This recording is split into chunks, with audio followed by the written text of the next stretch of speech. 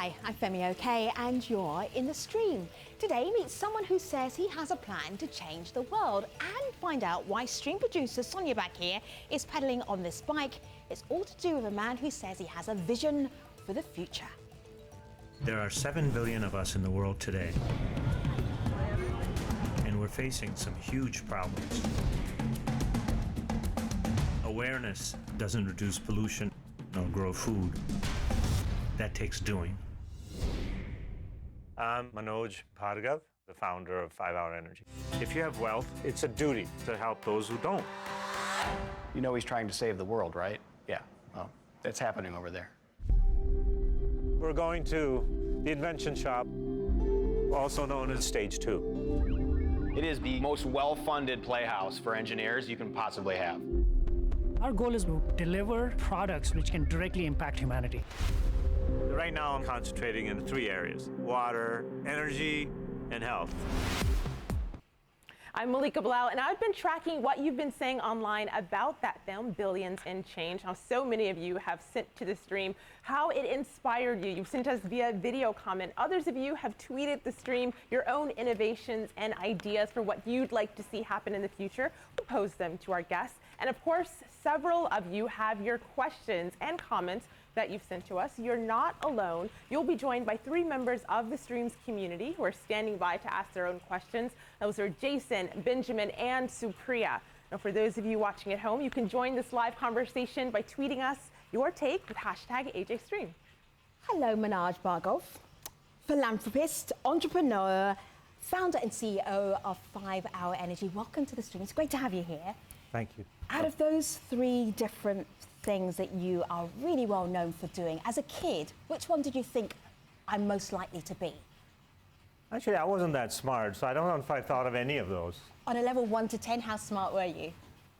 Well, I guess I was good at studying, Okay. but that is pretty much irrelevant compared to what you have to do in the real world. Sure. As a youngster then, what do you think the qualities were that you had that kind of set you on the path to where you are now? Well, doing things for others is what makes you strong. Sure. And that's probably something that's starts at family. Yeah. And so we never were interested in having more toys or more stuff. Yeah. That was never part of our makeup. Yeah. And so maybe part of that stayed. I have no idea. I don't know how I forgot this, but I didn't mention that you're also a billionaire as well. This is quite important because over there we have one of your innovations, and I want to walk over there and talk about it. But let's do that. And Okay. It's called Free Electric. It looks like a bike, but it's so much more. And tell us what it does. You stand there, I'll stand next to you. This is Sonia. How are you feeling, Sonia? I feel good. All right, excellent. What is Sonia doing right now? Well, we've invented this hybrid bicycle. And Okay. what it is, well, there's a bike, Yes. there's a flywheel, and there's a generator. All right. And if Sonia pedals for about an hour, she will make enough electricity for 24 hours for a lower income person. So Okay. for half the world, that would be a day's worth of electricity for free. And then one of the great things is anybody can fix it. There's nothing that can actually go wrong that a guy with a screwdriver and a couple other parts can't fix. Sure. And so we created this for the poor of the world. So where's the cable between, okay, I see Sonia putting some effort in here. Is this harder than working out, Sonia? No, it's actually pretty easy. When I first started pedaling, it was a little difficult just for the first 3 pedals, and then Right. after that, it was just really easy. Can you imagine doing this for an entire hour or many hours? Many hours, I don't know. An hour, I think definitely I could do that.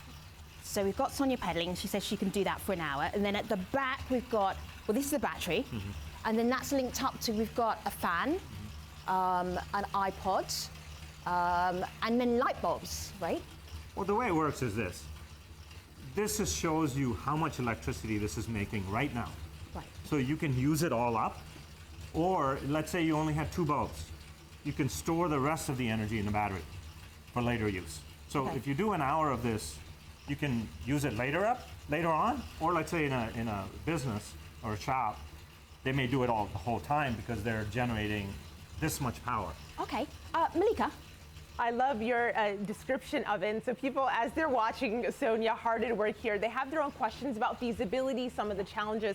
So I'm going to play for you a video comment. This is from one of our community members on what this bike can do and what it will do. I want you to have a listen to this from California. Hi, Manoj.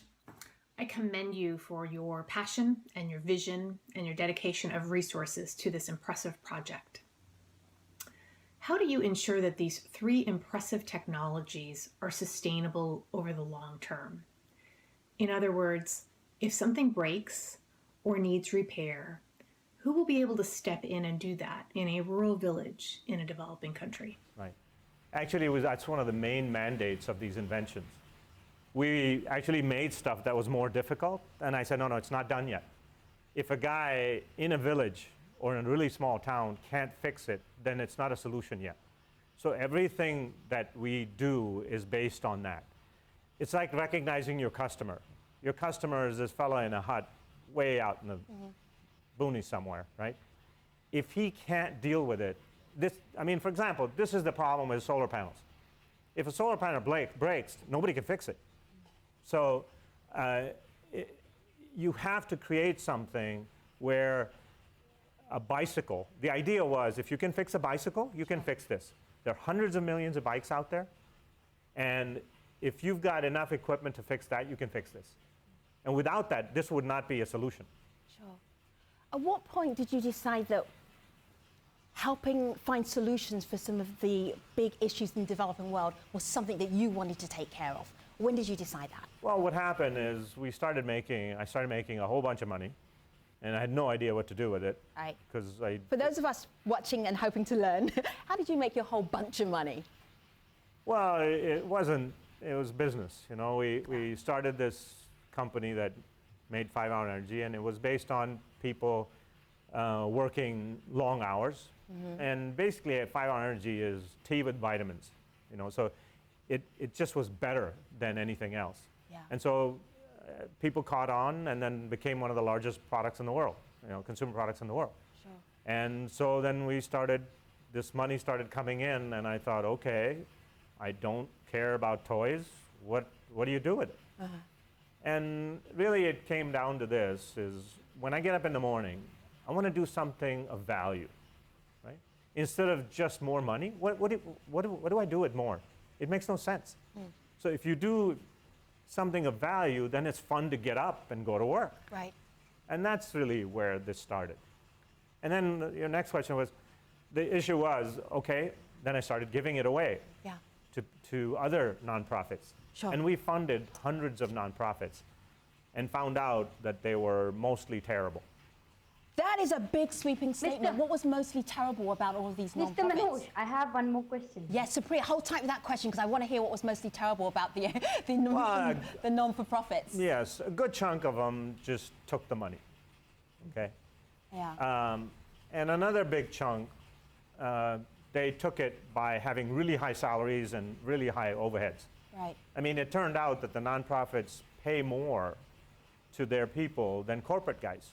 So the salaries of nonprofits are actually higher, we found, than in corporate, which doesn't make any sense. And also there was another thing, which was that, look, you do little bits of stuff, and it just is like throwing sand in the ocean. It just disappears. Malika, go ahead. Well, while we get Supriya's connection figured out, there is a Facebook comment. There's a Facebook comment here that I'll go to, and then we'll get to you. This is a comment from Thwan, who says he's done a little bit of reading up on you. So he writes in, I read that Manoj was frustrated in his earlier philanthropic endeavors, that they didn't seem to make much difference to the societies that you were helping. And so he goes on to say, could it be that to really help a community, you have to help them both physically and mentally to help change their perspective? And he links this to your own time practicing in an ashram. So talk to us about that time and whether or not you think that that helped your view now. It helped in a totally different way than the question is asked. What I was taught is you look at fundamentals. What is that one thing at the bottom that affects everything else above it? And so that's how we were taught to think about fundamentals of life. And so fundamentals here were, if you give people water and energy, then they can make a livelihood, and everything flows up from there, right? So if you're just dealing at the top here, where, well, I'll give you some clothes, I'll give you, some food, that's not going to do it. It needs to be at the very fundamental, where we found out if you rural poor, if you give them water, their wages go up by 4 times. That's the average, right? If you give them electricity, you bring them into the industrial age. I mean, these guys are living as if it's 200 years ago, and we've kept them there. How do you get them? I mean, people say that the internet isn't a great enabler, but what enables the internet? Without electricity, you can't have the internet. Sure. You can't have education. You can't have any information. Let's go to Supriya. Supriya, go ahead. Yeah. So first of all, I totally commend you on what you're doing, because of the fact that it is a very simple thing to identify these basic elements that people need. And then going to the next question that I have is, when we talk of these free electric and other innovations that you have created, they are definitely fixable by a common man probably. But a lot of people have this question that, first of all, how will it be scalable on a household level, not just in the rural India, but also in the middle class population of India? Okay, that's a good question, Supriya. Let's just go with that, because let's have a look at Sonia again here. So we're thinking about rural India, and free electric has to sit somewhere in a village. Not just one village, but thousands of villages. How's that possible? How does it even get there? 2 things. One you said about rural, and the other is urban. Yeah. Rural, there's 2 ways to do it. One we came up with was, let's say a village has 15, 20 little houses, little huts, whatever. Yeah. It could be done where you have this bicycle in one home, and that fella charges everybody's batteries. So he gives out the batteries, and the battery's depleted, they come in, pick up a new one. So he becomes the utility for that village. It becomes a little business for him. Mm-hmm. And all of a sudden, he's taking care of the bike, making sure everybody's happy about it. And you've got this decentralized approach to electricity. And then when somebody says, okay, I need more than that, okay, then they buy one. And then we subsidize that. Hi, Manoj. I'll ask a question about limitless energy. So if we are able to extract the limitless energy from the Earth with the graphene cable, can you provide some insights into how you see us as human beings being able to effectively allocate and distribute it fairly? Because the logistics seem pretty daunting to me when I think about it. So this is one of your innovations. Talk to us about graphene and the graphene cable. Right. Think about it in fundamental terms, okay? The Earth is a ball of fire, right? We have a little crust all the way around, and what do we do right now is dig into that crust, take little stuff out, and burn it. Mm-hmm. Meanwhile, the Earth is a ball of fire. So there's plenty of energy down there. I mean, if you took some of that energy, you would not affect anything in the Earth for 1 billion years. That's how much energy is just below us, okay? So the idea is, if you take a cable, and instead of an electric cable, it's a heat cable. It's an energy cable. You take it down there, and the energy, you can draw it up. So now you have unlimited energy forever, pollution-free. How did this idea come to you? I was in Iceland, and the president of Iceland was showing me around, which seems strange, but he was. Yes. Did you ask for the meeting? Did he ask for the meeting? He did. Oh, actually, his assistant called, and I said I kind of ignored it. Then he wrote me a letter. So then I went over there, and we had some things to talk about. What did he want to talk to you about? There were some other issues with glaciers involved and all kinds of other stuff, which I think basically, is beyond Femi, where... I'm not going to tell you. Let's not go there. What he wanted to talk to me about, but that's where you got the idea. And so I saw a geothermal plant. Yes. Which is basically what it does is it digs down, and it gets steam from underneath, and it then they use that to turn turbines, and and I thought, no, that's not the right way to do it. It triggered something in my head. I said, what if you could do it without bringing up the steam? Because the steam is just a carrier. What if you could just bring the heat? And that's how this whole thing started. Now Do you want to go back to the bicycle, by the way? I'm going to go forward with Malika. Malika. Well, moving it forward, of course, it links to the bicycle. There are people asking about some of the real world implications for this. So this is via Facebook. This is Vesna, and she says, please ask about improving conditions in refugee camps. Of course, one of the big stories of our time right now. I'm starting a project, Vesna says, to mobilize technology exactly like this to provide housing, water, electricity, sanitation. And we heard from lots of people like Vesna who were sharing their own ideas using some of the same innovations you're using. So what do you make of the things that you are developing right now for addressing some of those problems, things like the refugee crisis? Well, look, what we're working on is the total of the fundamental stuff, which is we're going to do water. Now, there's so many problems above that, whether it's refugee camps or just people that's in extreme poverty, or whether it's, there's 100 problems. But if you have electricity, it'll affect every one of them to some degree. If you have water, it'll affect them to a really large degree. So our job first job is to make sure it's sort of like this. You may be talking about the house, I'm still talking foundation. If we don't do a foundation and you're talking about living room furniture, it's not useful today. Let me show people something, Manoj, called the Rainmaker, which is here on my laptop. I'm going to scoot down here. The idea is that it turns water that's undrinkable into water that's drinkable. That's pretty basic. How did you come up with that idea? Well, the idea really was simple. I try to do really simple stuff. I don't understand complicated stuff, so I try to keep it really simple. And the idea was, how does nature do it? Nature goes across the ocean, picks up vapor, turns into clouds, and drops it on the earth. That's how we get all of our fresh water. Right. So why can't we do it in a machine? And that's what we replicated. Inside a machine, we replicated that. The only issue was it takes too much energy. So what we came up with is we could recycle the energy internally. Okay. And so we became about 30 to 40% today cheaper than the state-of-the-art of everybody else. So these are big, big, big ideas. So we've got making electricity that's pretty much free, creating water that's drinkable for almost anywhere in the world. How does this all get paid for? It's like this. If we don't get help, I'm going to do it myself, one village at a time. Right. If we get help, then we'll do it bigger. We will also talk to governments.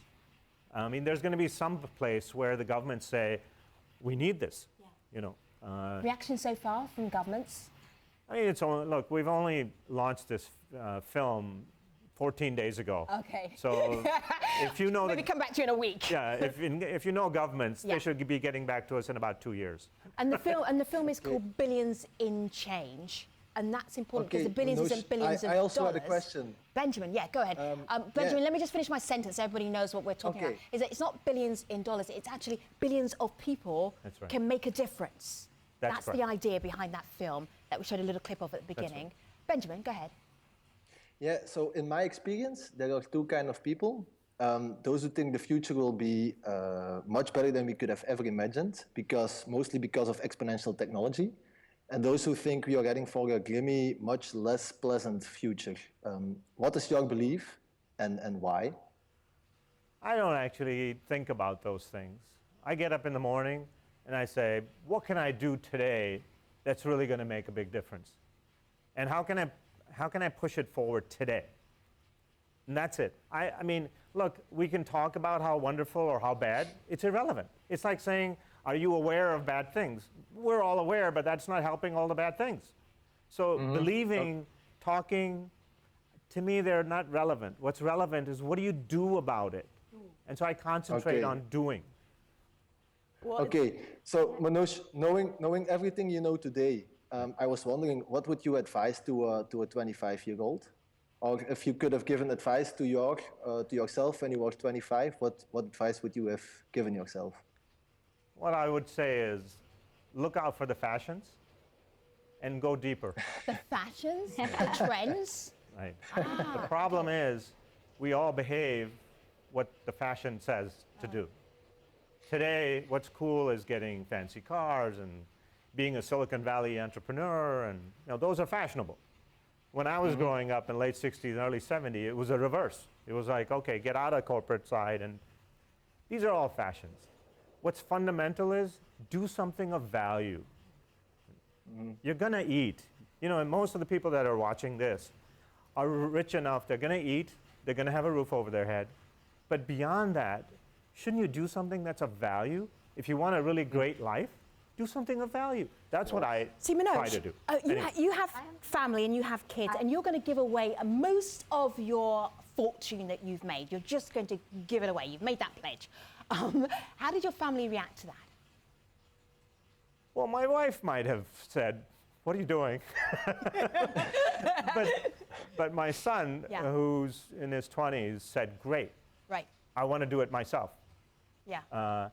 And really, I mean, I think somebody asked me that same question. It was the Giving Pledge guys. Sure. And I said, look, I have two choices. I can wreck my son's life by giving him money, or I can give it away to those who actually could use it. And that's not much of a choice, you know. So my job on my family side is to make them capable, not to give them money.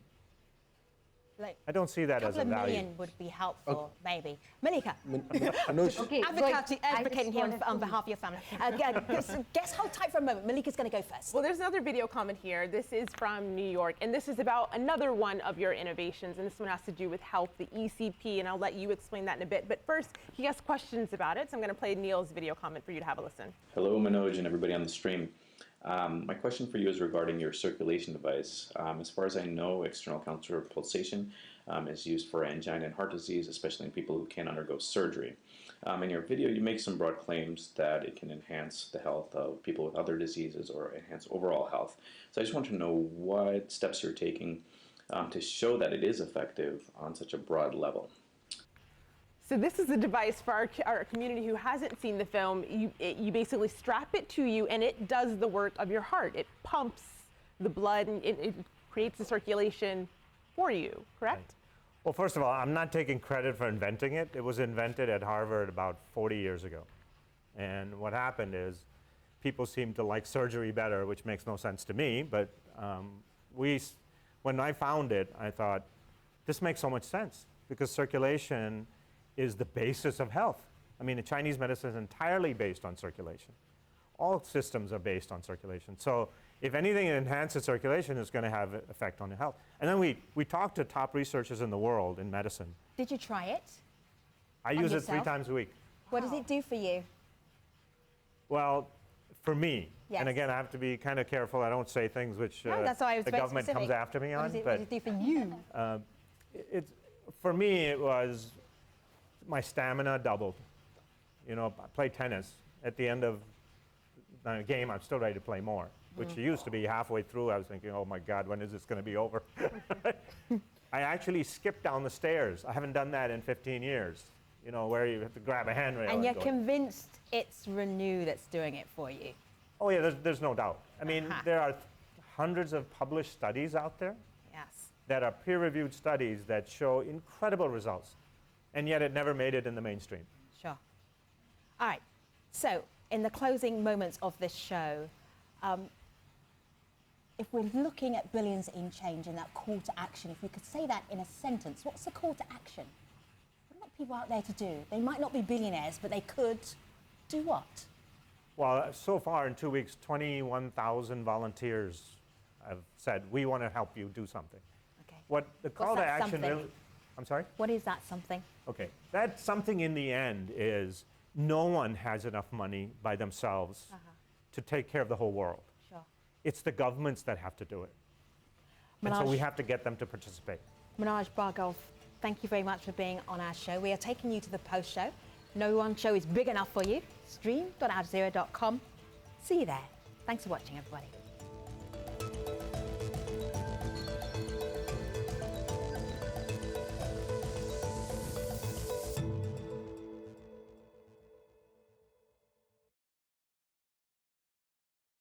So we're back with free electric. That is what Sonia is cycling on right now. You are so hot, Sonia. You are powering electricity behind you. Have you ever felt more useful?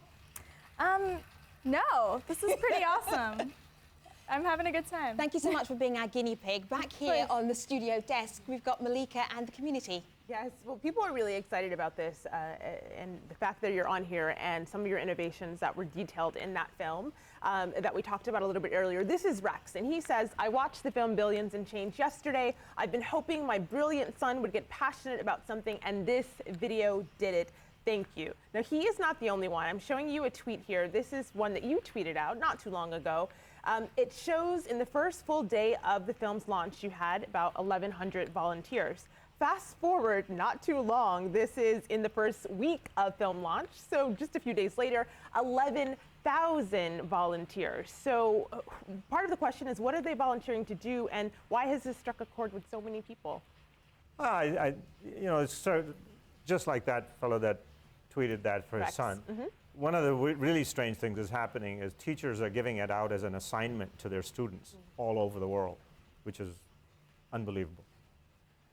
The volunteers are, I mean, I have to be honest with you, I thought there was going to be 50 or 100. All of a sudden it's 20,000 plus. And the idea is to mobilize the people, because in the end, the people will make noise about, okay, look, there's solutions. Can we actually implement these solutions? Then the media will pick it up and say, okay, really, we have to talk about it. So mobilize them to do what exactly? I know you weren't expecting there to be 20,000 of them or more, but what do you want them to do? Okay. The end game is this. The end game is we have to get the governments to actually implement these. Because the problem is the government's doing mostly not very smart stuff. Like, for instance? Okay, Manoj, I have one more question. Benjamin and Supriya, and hold tight for 1 second, because I just want to finish this thought, and I'll come right to you. Doing not very smart stuff like what? Well, there are so many thoughts. For example, let's stay with electricity for a second, right? There's ideas that we're going to bring wires to every village. No, that's an impossibility. And if you try it, you're just going to wreck the budget, and it's never going to happen. Second of all, if you do that... So we're talking India here, trying to put everybody... India or Africa or China or any of those places. And then look at what's happened in China. They tried to get electricity everywhere. There is so much coal being burnt that's showing up all over the world as mercury. That is not the answer. You're doing it the wrong way. Why do you think you're the person that's got the answer and they've got it wrong? That's it's supreme confidence. Well, and the thing is, they rely on consultants and such. We rely on going down to the village and really talking to those fellas. As to what has really happened, what do they really need? And also, the biggest problem I found in India was the government comes in, and this is everywhere, not just India. They say, here, we're going to give you something. They give them something, it breaks, and then nobody ever shows up. Yeah, seen that lots of times. That's not a solution. All right, quick fire quiz. I need a quick question, quick answer. Supriya, quick question. I have a question. So my question fast, super fast. Can we make it like all these products, can we make them mobile enough so that probably an end consumer can directly purchase them and use them instead of relying too heavily on the governments? Okay. Absolutely. There's no doubt about it. I mean, the first is try to keep the government out of it. Because as you know, when any government gets in it, they tend to actually make things worse, not better. One more quick question. Yeah, sure. Manoj, is there like one book that has helped you to realize these things? Or if there is one book that you would advise everyone to read, which one would it be? I'm not much on books. You do know I dropped out, so reading is not a big thing for me. Manoj, describe the best boss that you ever reported to in your career. The best what? The best boss you ever reported to. I think he's going to say himself. No. I don't know if that's a fair question, because most of my life in the education side, those who taught me a lot of things, they weren't bosses, they were teachers. And they were the best. Beyond that, mostly after I learned, then I started doing stuff, implementing what they taught me. So I don't know. My boss is everybody I do things for. My boss is the 3 billion people that are hopefully going to benefit from this. Sure. Those are my bosses. Thank you. Malika. Last rapid fire question from our community. This is Twitter. Great innovations. Will they be available in Africa, especially in my country like Nigeria, where electricity is not stable? I will say we also heard the same question from Thailand, Singapore, Poland. When and where can people get these innovations? Okay.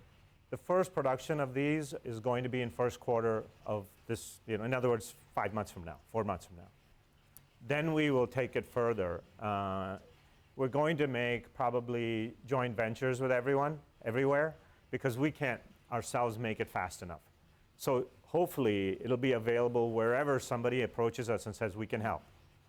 So none of these things that we've teased people with, the Renew, let me just go back through here, which was like, made you feel like you could skip down the stairs. And then we've got the Rainmaker, makes water pure from any source. And then we've also got free electric, Sonia over there, cycling for an hour. None of these are actually working anywhere in situ. Not one single one. No, these are at a level of pre-production. In other words, we've got them working. Yes. And which you can see, they're working.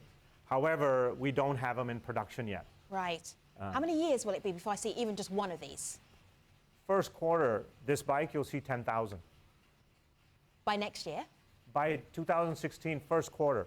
That's Really? 5 months from now. Where's the first one going? Well, we're making 50 right now to put it in villages and make sure to get their response that is there some little tweak. That's the real test, isn't it, Manoj? I'm sorry? That's the real test, isn't it? You can see it working here, you know it works back where you've been working with your innovations, but will it work in the field?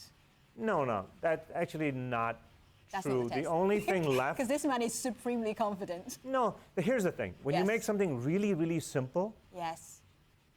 you don't have those issues. Okay.